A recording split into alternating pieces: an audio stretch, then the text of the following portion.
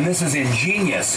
This arm is just a chain that slides back and forth inside this arm. When it's working, works within a couple miles per hour. Right. I can't fix a truck, but Tyrus can, and he says Tampon looks lost. Tough guy didn't make you VP, and it isn't going to fix what's wrong with your party, because what's wrong... All the things our colleagues are depending on us to win all the things. Keep going, NEA. To preserve our democracy, we must win all the things. Delegates, we won't go back. We will keep going forward because we are the NEA. We are the NEA. We are the NEA. Those are the parents. Not even the students, but the parents.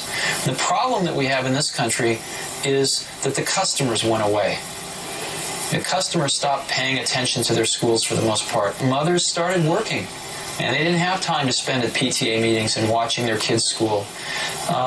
Schools became much more institutionalized, and parents spent less and less and less time involved in their kids' education.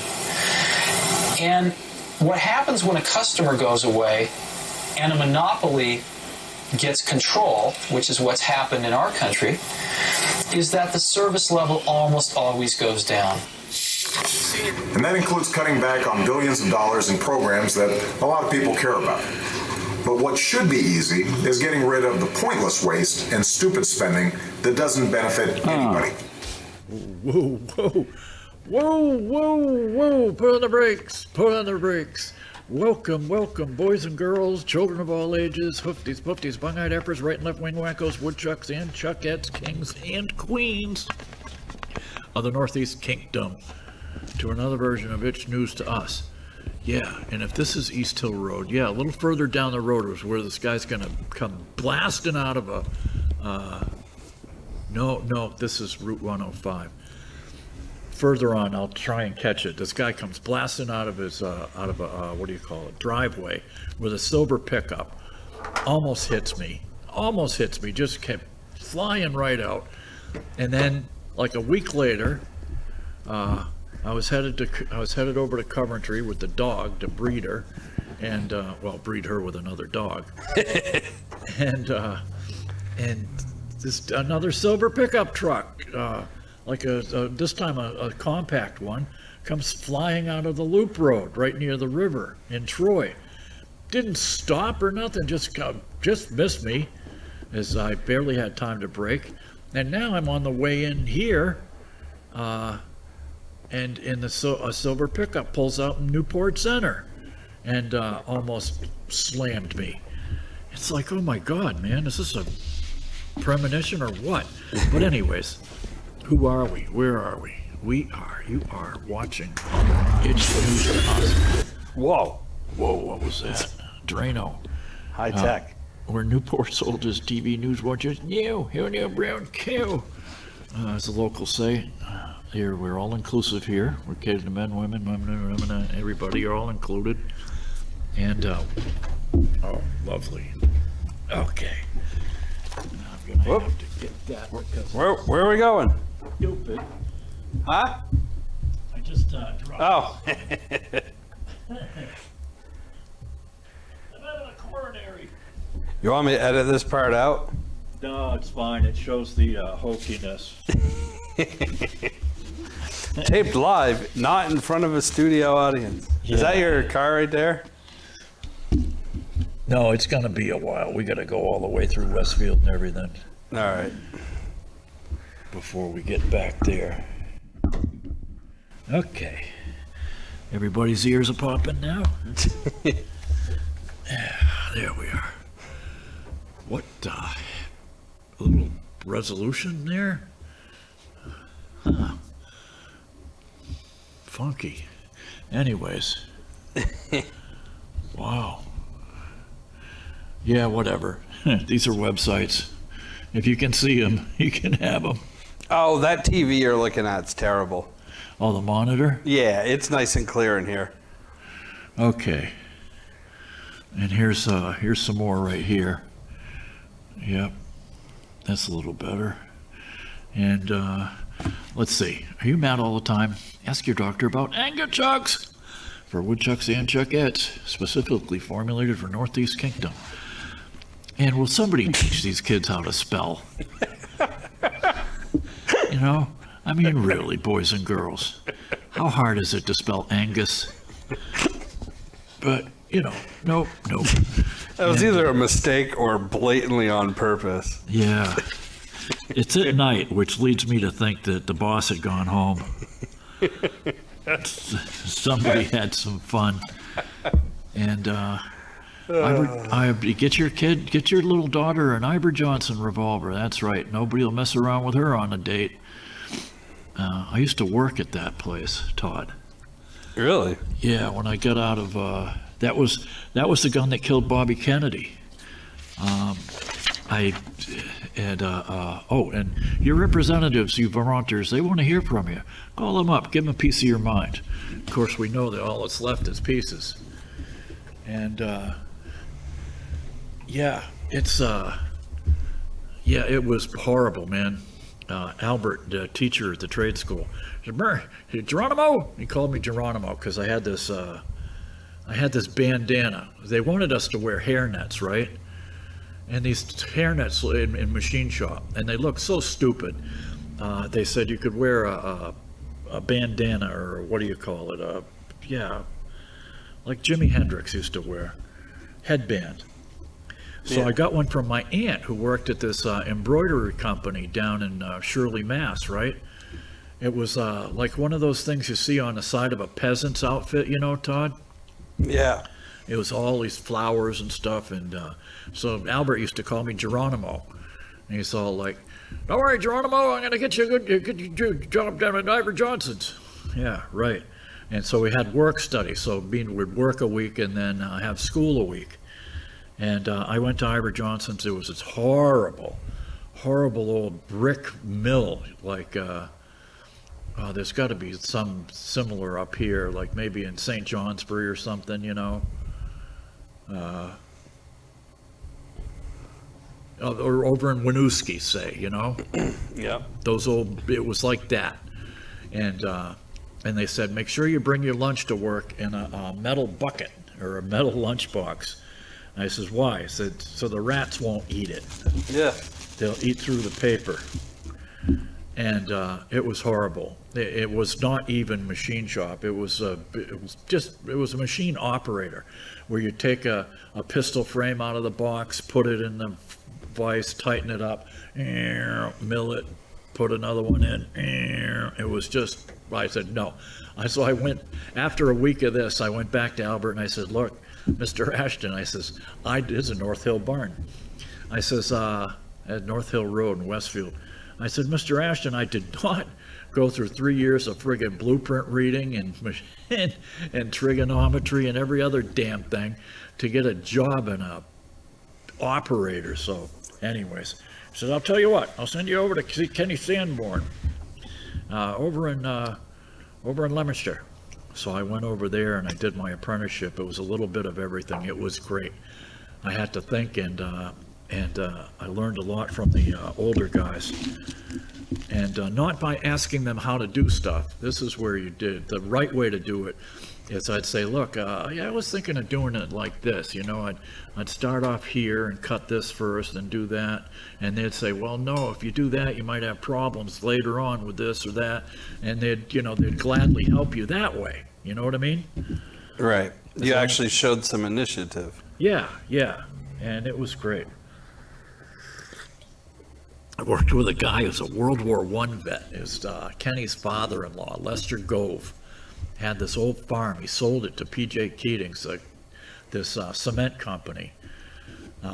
It was like in gravel works. He sold all kinds of stuff. It was incredible. But Lester, he was a World War I veteran. Over there. And he had smashed his thumb one time, I guess, and the thumb grew back like 2 times its size. And old Lester was half deaf, man. He was down in the pit running these old Civil War era machines. It'd be screeching and stuff. It's like, oh my God. So the OSHA came out in 1975, right, Todd? Right. And they send this black kid right out of college, and he's telling people you gotta have stripes down the hallway, you know, and you gotta have guards over this machine and the belt and everything. And I don't know which drove Lester crazier, that the kid was right out of college and didn't know anything. Look at that dog.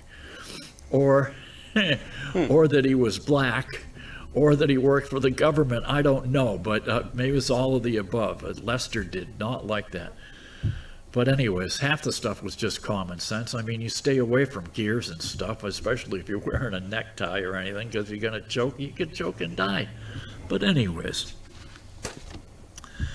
Oh, who are we? Where are we? Oh, in the booth we have the big guy this week again, Toddster. You're stuck with me for a little while. Yeah, Todd Pronto, and you can see he has his own, he's all over the interweb. And he does a Sunday morning show. What's that called, Todd? It's called Coffee with Todd. And how do people get to it? Facebook or YouTube. You just search Todd Pronto, and Sunday mornings at 9 a.m. we go live. Spacebook. Spacebook, yeah. Yeah. I used to be on X, but I'm not anymore because now you have to pay to go live on X. So. Oh, really? Yeah, I don't know why Elon did that, but. Because he wants more money. Yeah, because he spent $44 billion on that thing and it hasn't turned a profit ever. Yeah. Yet. Yeah. So I've restrained from going live on X.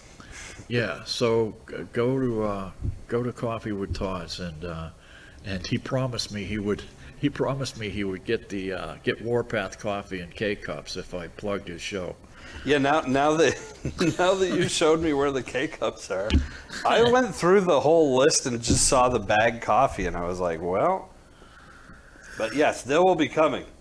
Yeah, they, well, you know, some web designers are better than others, you know, and you have to, I guess these people are such coffee aficionados that they think everybody's got their own grinder. As a matter of fact, I do have a manual grinder, Toddster. I have mine's electric, but I have it at home. But here, the K-cup's just way easier. Yeah. You seen that movie Dances with Wolves? Yeah. Yeah, where he's got the coffee grinder and he's grinding coffee for the engines. I have one exactly like that. Really? Exactly like that, yeah. It works. You don't need no electricity, neither. And you put the coffee and the beans in the top, and you sit there and grind them and grind them and grind them, and then you pull out the little drawer, and there you go. And it's fresh as can be. Oh, man. So what have we got for news? News that you could use. Oh, yeah. Oh, yeah. They are having conniption fits down in Washington, and it's like, I can't believe these Democrats and progressives, they're basically coming out and saying, we love waste. We love waste. And as Todd was nice enough to put these clips on for us at the beginning and end of the show, you can see, well, hopefully he'll put them up to YouTube and you'll see.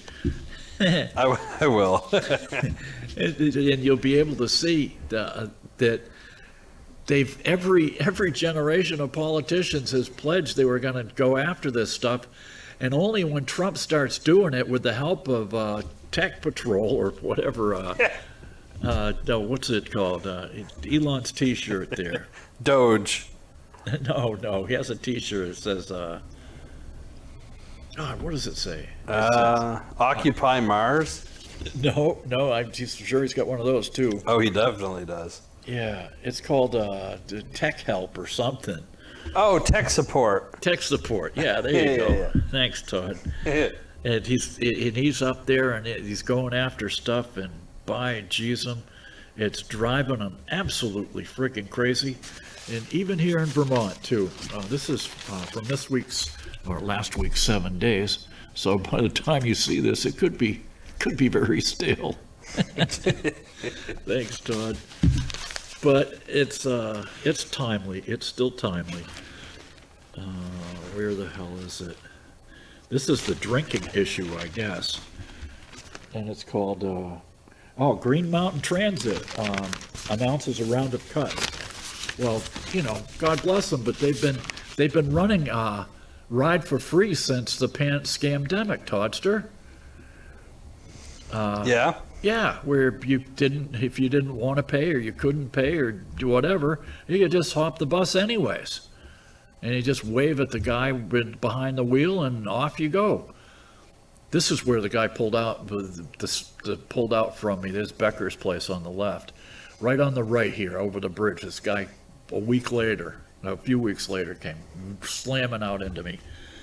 Anyways, GMT announced on Tuesday to reduce the frequency of some bus routes as part of close the gap in the budget. Various factors have contributed to its financial plight. The sunsetting of COVID-19 relief funds. Well, hell, it's only been 5 years, people. You know? What the hell? The reinstatement of fares for Chittenden County rides after a years-long pandemic hiatus and dependency on federal funds that are at risk of being cut. Starting June 16th, they'll reduce the frequency of some routes and also end the Let Them Ride policy, which allows riders unable to pay the $2 fare to take the bus anyways. Get on the bus, Gus. You don't have to pay much. You don't have to pay nothing at all if you don't want. Let's see. They're also considering transferring its rural lines of Franklin, Washington County to Tri-Valley Transit and RCT. The agency announced they have to cut $3 million worth of services. Yeah, let's see. Who's this? Clark. Okay, who is Clark? Come on.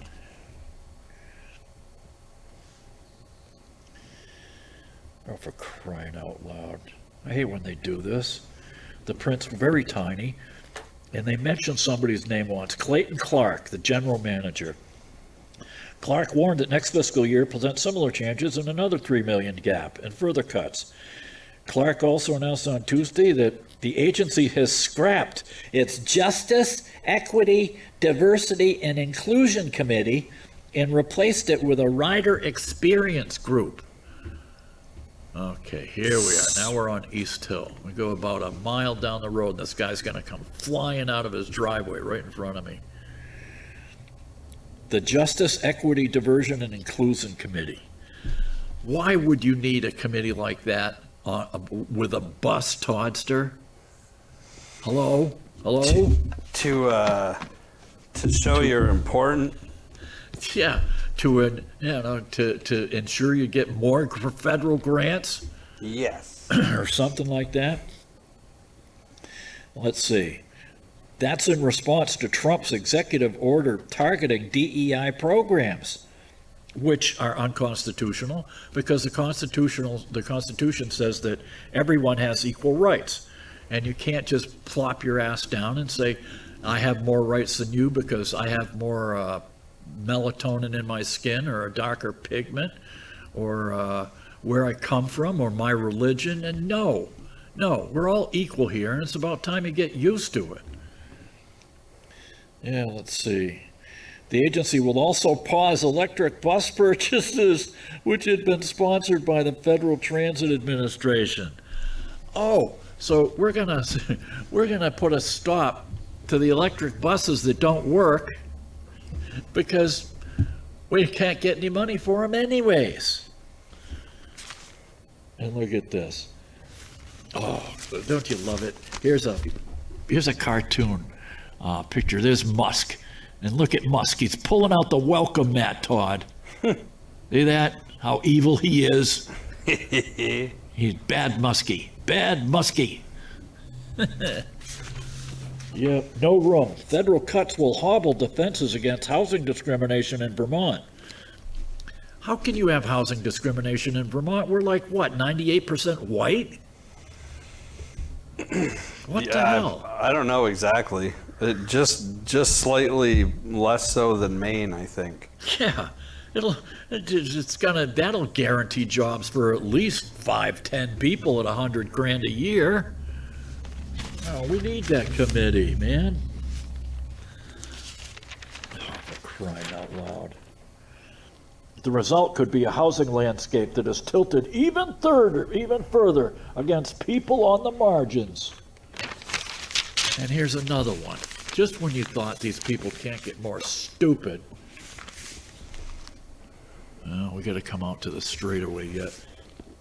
Bill seeks to limit state cooperation with ICE. And there's Phil Baruth right there, the head of the Senate, Vermont Senate. And yeah, we're not gonna cooperate with ICE because, hey, we like having gangbangers and people with facial tattoos and drug dealers and drug runners and gun shooters and sellers and buyers. We like that. We live for that. Who wouldn't want to have gangbangers in their state, man? They want warrants out for them? Screw it. We're not going to cooperate with anybody. Why should we? The Vermont Senate passed a bill last week that would give the governor, only the governor, in consultation with the state AG, the ability to make agreements with federal agents who need local help to find, arrest, and detain immigrants. No, they're not immigrants. They're immigrants. They're gangbangers. They wouldn't want to detain them if they didn't, if they hadn't done anything illegal. Let's see. All we're doing is saying that in all circumstances, the governor needs to sign off. Oh, great. Let's see. Scott viewed it as stepping on his authority as the state's chief exec, and lawmakers quickly, quickly backed down, concerned the requirement might be unconstitutional. The result, a bill that originally sought to limit the governor's power would now increase it. Yeah, put a lot of planning into that, didn't you, people? We're gonna limit the governor's power. Oh, wait a minute. Read the fine print. He's actually gonna increase it. Now watch. I'm coming up to where these trees are on the right, further down. And this guy's gonna come flying out of the driveway. Watch this. He's gonna come flying. See him? There he is, right there. Oh, I had to. Oh man.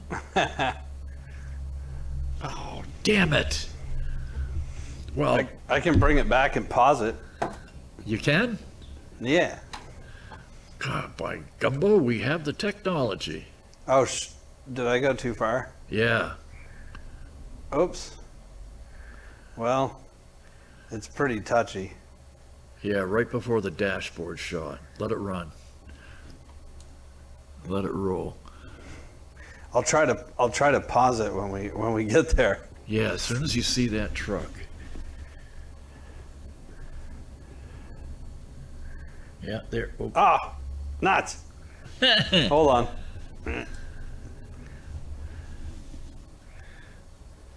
This is like the Zapruder film. Yeah, right there. Yeah, see that?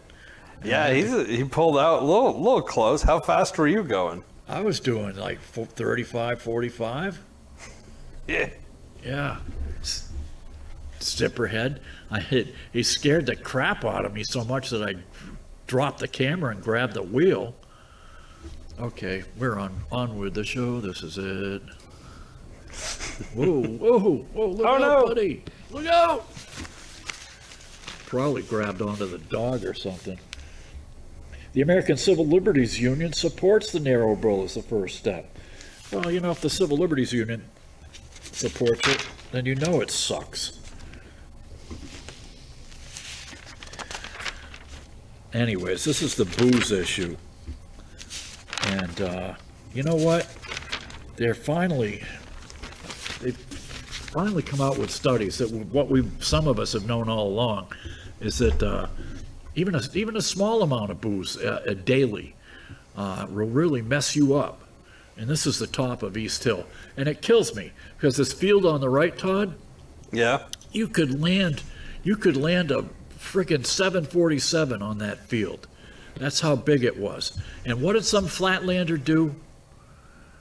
They bought it and put a friggin' house on the top, right in the middle of that damn field. Well, so they got a 360 view of the mountains all the way around. It's off to the right. Well, yeah, that right.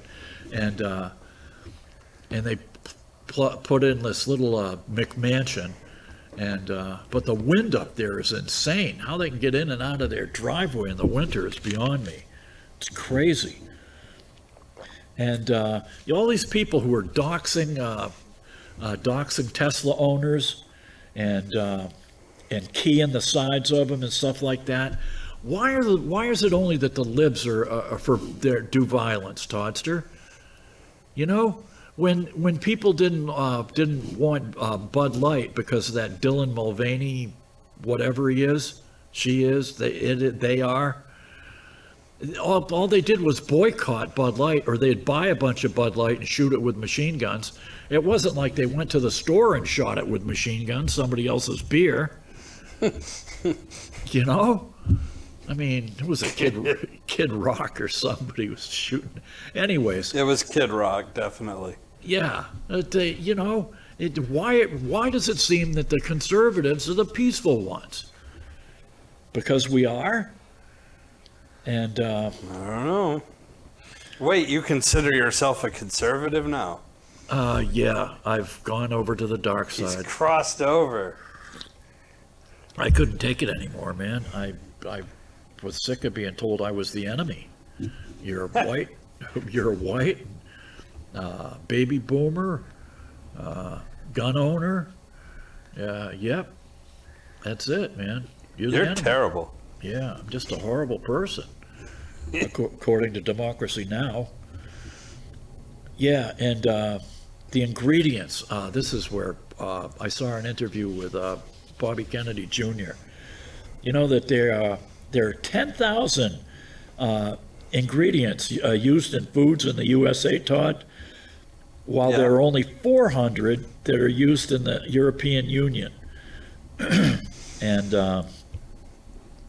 And what they've done is they say, instead of testing this stuff like they do in Europe, here we are back on 105 headed into the village. They have the stuff called GRAS, GRAS. Something genuinely regarded as safe. Oh God, what's the G stand for? Well, here, hold on.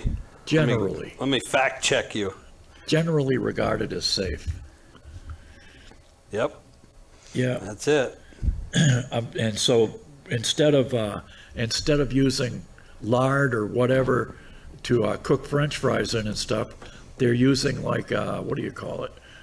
Cottonseed oil or. There's canola oil. Yeah, canola oil. That stuff is horrible. Yep. And a lot of this stuff is grown using Roundup and everything else. Yeah, and I got to send them a letter too, or try and get a hold of them about the microplastics. Nobody listens to me. I'm going to call Bernie when I get home. Well, maybe tomorrow. The microplastics. When Timothy McVeigh bombed the Merrill Federal Center in Oklahoma City in the 90s, he used a bunch of God, I sound like Fauci now. Lovely. You sound like Robert F. Kennedy there. Yeah, I'm starting to sound like him. He used a fertilizer, ANFO, ammonium nitrate and fuel oil. All he did was, I guess he bought a bunch of diesel fuel and 10-10-10 like fertilizer, and he mixed it up in a vat. And my buddy Carl used to make his own frickin' C4 out of this stuff and blow up trees. We'd be out in the woods walking the path way down behind my mother's house, Todd. Yeah. And we'd come across a tree that's like blown to a foot in diameter, blown to smithereens, 6 foot up, and we'd be all like, "Yep, Carl's been down here." He loved explosives. He lost a couple of fingers to prove it. That damn Dollar General store. And anyways, I don't know if I told you this last week. Elon Musk found these 14 magic money computers. where they could just send money anywhere all over the place without any what do you call it? Without any traceability.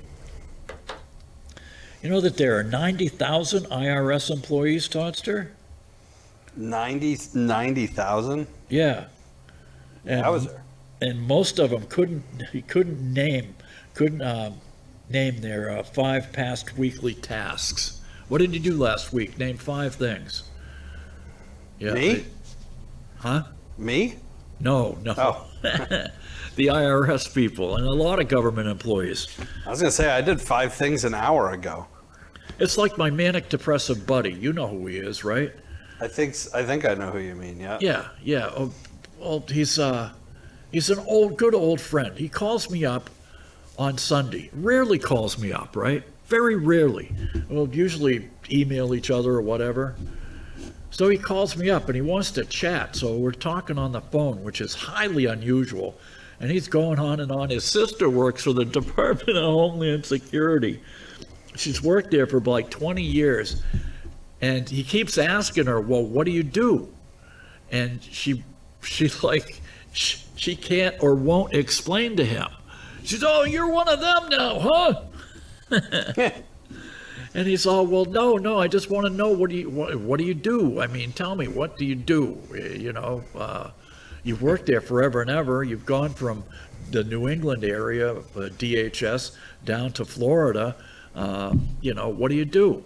And she just freaks out and won't tell him what she does. It's crazy. So anyways, he says, we got to get together and shoot the breeze. So I said, okay, great. Tomorrow's Monday. I got to go down to Troy. I said, I'll stop by on the way back. Okay. So Monday, yesterday, the day before yesterday, whatever, I stopped by his house on the way back, and I said, oh, you're good, you're up. He said, yeah. He says, I couldn't help it, or something like that. And I'm all like, wow, you know, it's 3 o'clock in the afternoon. I figured he'd be up. So anyways, he says, I got to go somewhere and get a tire. I'm all like, you do? Yeah, I got to go get a tire. Okay, well, I guess I'll be going. And it's like, is this manic depression or what? You know, I'm thinking to myself, yesterday, you know, you wanted to friggin' blab, and so I friggin' get a cup of coffee and come down to shoot the breeze, and you got to go get a tire? I don't know. Whatever. At least he's not on the meds for the stuff anymore. So anyways, yeah, what other news have we got that you might not have heard of? Okay.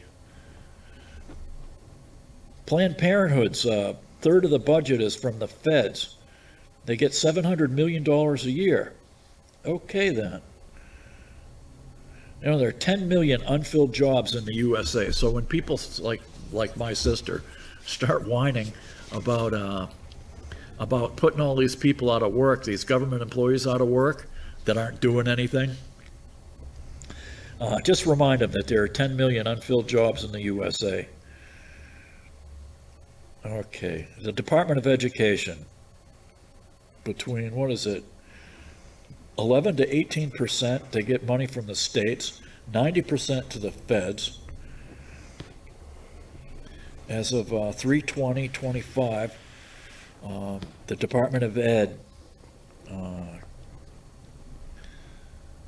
killed what? Oh, God, who wrote these notes? Endowments, yeah, God almighty. That's another thing. Why are we giving money to people like Harvard? You know that Harvard has a $50 billion endowment, Toddster? 50 billion. 50 billion they got in the bank. Followed by Yale, Princeton, and all these, Columbia, all these other universities. They all have mega bucks. Yep. They have DOA. They have Department of Ed has a $250 billion a year budget, 4,000 employees. They've got $120 billion in loans they push out, student loans every year. Now, Todd, you don't have a college degree, right? No, I never finished. No. No, I mean, you just basically you paid attention. I mean, I learned damn near everything I needed to by 8th grade, you know? Pretty much. Yeah. And everything else, the most important thing is that you learn to learn. Yeah. Oh, and they've been trying, for the past 30 years, the IRS has been trying to upgrade their computers, Todd. They are $15 billion over budget, 30 years late for these upgrades. Good going, people. Why not? That Congressman Cory Bush, it spent $170,000 a year, and all you can steal. $170,000 a year on security. I think she paid her boyfriend like $150,000 to watch over her husband or some damn thing. But that's okay. Oh, there was talk about classified stuff. Why Musk wants to go to Mars, I don't know. You should first start a base on the moon. The moon is only, 3-4 days away, okay? So if anything went wrong, we could mount a rescue operation and it would be fine. You would think you'd want to go to the moon, set up a moon base, and then go from the moon to Mars. But oh no, Muskie wants to go right to Mars. Well, they have a 1972 project that is still classified, Todd. It's called Chapel Bell. It's a NASA thing. It's still classified because they don't know, to this day, they don't know how the moon was formed. They don't know what is in it. When they took off and smashed the lunar lander or the LEM or whatever into the surface of the moon, it rang like a bell. I mean, it rang like a bell for something like 2 days, Toddster. You ever hear about that? No. Yeah, they think it's hollow. It's crazy. Look it up sometime. Operation Chapel Bell. Yeah, Joy Reid and Don Lemon on his podcast. Joy Reid said that Canada burned D.C. during the War of 1812. Well, no, actually it was the British. There might have been a couple of Canadians with them, but this woman, she's got a degree from Harvard. Did you know that? No. Yeah, Joy Reid, she's a genius. Yeah. Real Time with Bill Maher, man. Did you see that? It was awesome on Friday night or whatever. Yeah, I watch it every night, actually. Yeah. Or not every night. Every night it's on. Yeah, the episode with Dana Carvey was classic. I mean, Dana Carvey, you talk about somebody who's just naturally funny. Yeah, he was a riot. Yeah, he's crazy funny. He should have done the whole show with Dana Carvey instead of those other two sourpusses. I mean, what's wrong with him? It would have been a lot better. What did he call Biden? Dr. Autopen? Yeah. Yeah, Dr. Autopen. Okay. And remember, it was 5 years ago, last week, that we only needed 2 weeks to flatten the curve, remember? I do. 2 weeks. That's all. 2 weeks to flatten the curve. Oh, it takes 66 tons of paint to paint the Eiffel Tower? Okay. Oh, and there are 38,000 FBI employees. And most of them are in the D.C. area. And Kash Patel wants to spread them out all over the country because there is crime all over the country. Yeah, this was hard, tough going, man. I don't know what the hell they didn't plow in Jay or what was going on, but I came around this corner, hit that icy slush, and it was like, ole mole. Oh, and they've got just in the time that Trump took over, they've already got 3 of the top 10 most wanted on the FBI's most wanted list arrested, Todd. Really? Yeah, And one of them is the Abbey Gate bomber, the one who masterminded the bombing in Afghanistan. Damn. Yeah, they're going like crazy, man.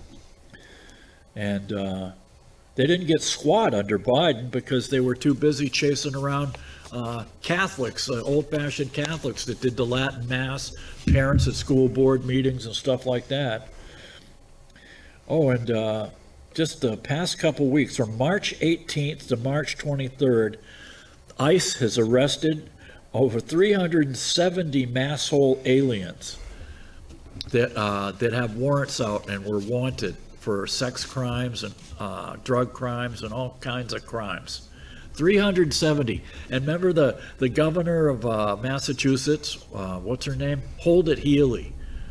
Because they asked Maura Healey, Governor Healey, they says, what's a woman supposed to do if she doesn't want to go into a bathroom, a women's room when there's a guy in there? And she says, just hold it. So the people have been calling her Hold It Healy. She said that we're a sanctuary state and they're not coming here and getting any of our residents. They're not citizens. And Mayor Michelle Wu, the mayor of Boston, she said damn near the same thing too. She said they're not coming in here. And and what's his name? Holman. What's his name? Todd Holman, something like that. The ICE guy. He says I'm coming to Boston. I'm bringing hell with me. Yipper. Oh, and this judge, man. I can't believe that this judge, they're going to have to do something about this guy. He's fomenting a constitutional crisis. He wanted to shut down an operation in the middle of the operation to where they've got plane loads of gangbangers with tattoos all over their faces and everything, and the trendy arugula people. And this judge wants to stop the operation. Could you imagine if a Republican had done that to Obama when he sent the people in after bin Laden, Toddster? Well, I want you to stop the operation because, bin Laden, he used to stay here, and you might have, you might be violating his due process rights. So we want the whole thing, we want to bring all those people back, okay? All 4 helicopters, the Navy SEALs, everybody, bring them back. And I'm issuing an injunction right now against President Obama. Bring them back right now or you're violating a court order. Well, so what's our remedy? Our remedy is you make the process be the punishment, okay? You could order an impeachment probe. Sure, there's not enough votes in the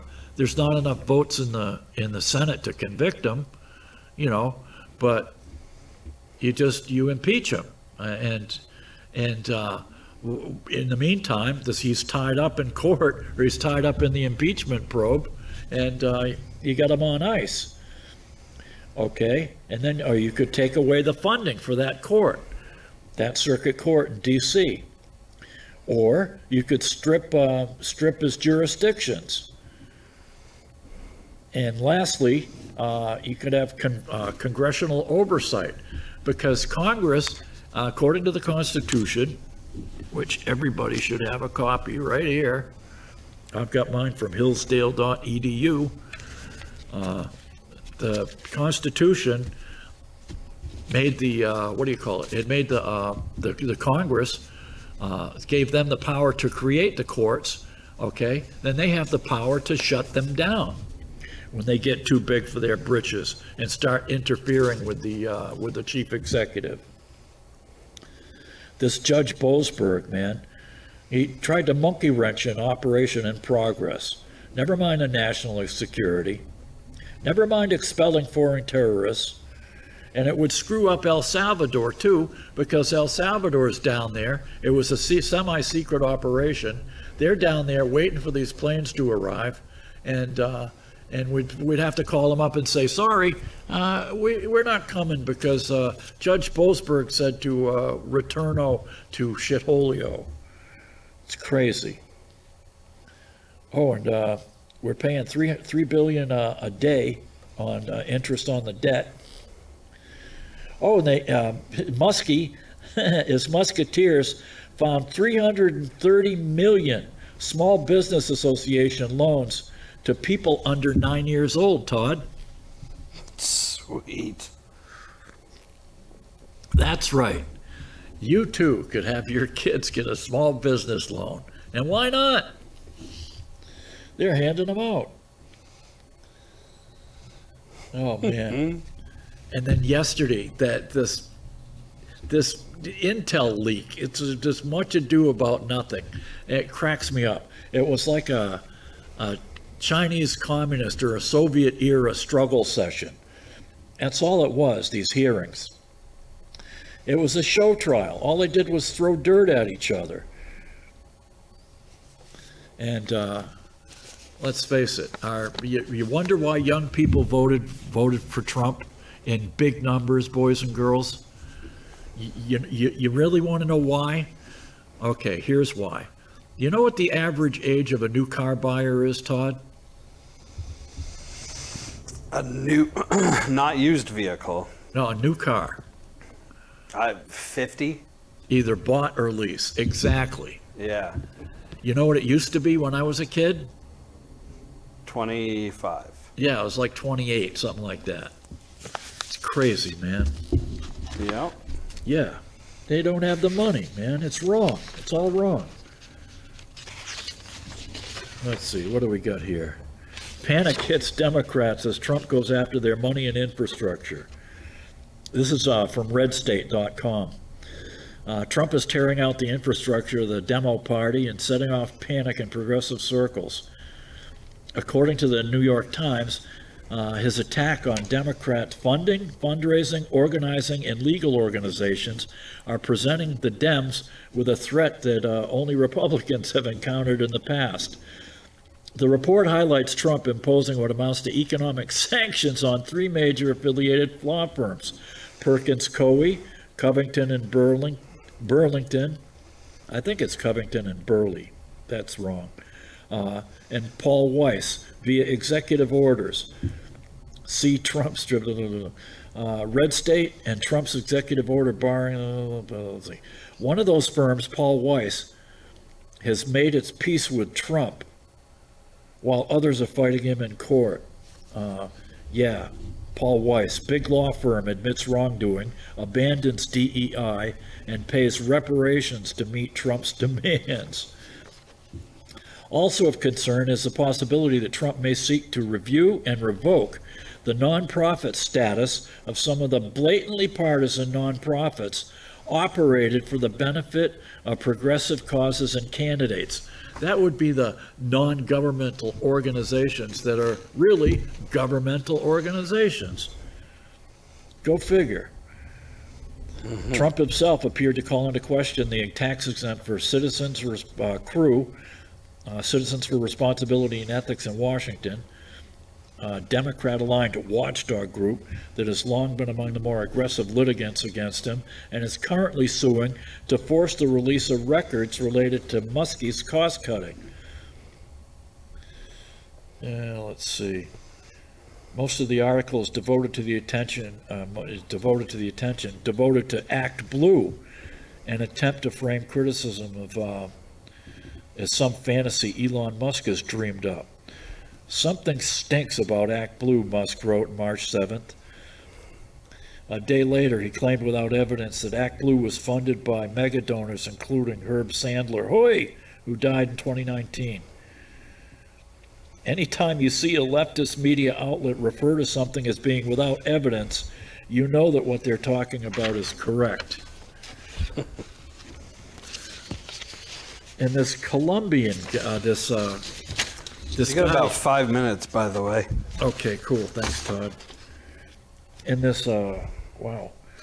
And this guy from Columbia that they're trying to, university that he hasn't been a student since I've been one or something. Mahmoud Khalil. This is from John Hinderaker. Uh-oh, they're coming to get me. Who is Mahmoud Khalil? I must be not easily surprised, but I'm taken aback by the support for Khalil, a notorious anti-Semite vandal and pro-Hamas agitator, who, after all, is not being imprisoned but merely sent back to where he came from. But where exactly is that? Khalil has always been referred to as a Columbia student, but in fact he is 29 or 30 years old. There's a story here about Khalil as far as has not been widely told. According to The Guardian, he was born in Syria in 1995 to Palestinian refugees, then fled at 18 to settle in Lebanon. After his detention, however, the U.S. government reported he was a citizen of Algeria.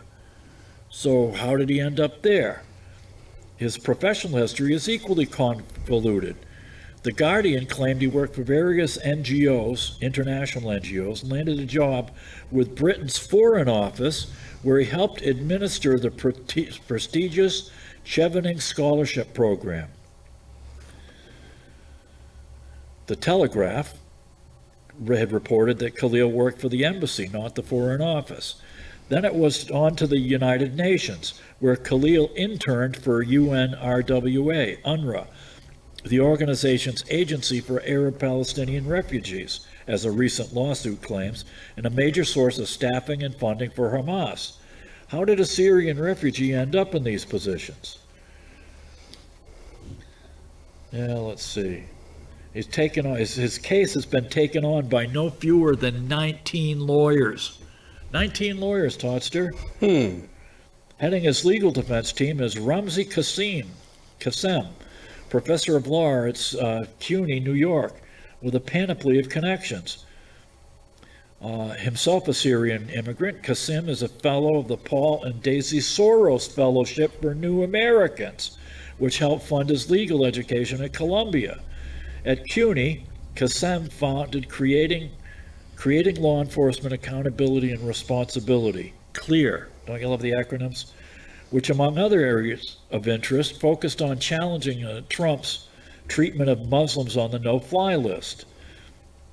It doesn't matter that they hate us, they hate America, they hate Israel, they hate everything about us, but, we should let them fly. And we should open the cockpit doors so they can hijack the planes, too. Why not? CLEAR has received major gifts from Soros' Open Society Foundation and Amazon's Jeff Bezos' former wife, Mackenzie Scott. Ex-wives have become a major source of funding for the Democrat Party and the left generally. Qassem's previous clients include a few members of Al-Qaeda, including Ahmed El-Darbi, who was convicted for bombing a French oil tanker, as well as being an associate of Osama bin Laden's. In 2022, Biden administration nevertheless tapped Qassem to serve as a senior policy advisor. One wonders, in what area of policy did Joe Biden find an advocate for Al-Qaeda to be a valuable advisor? Unbelievable. It's worth noting that while still a student at Columbia, Qassem himself was a leader of anti-Israel agitation. So was another of his lawyers, Sheza Abush Dalal.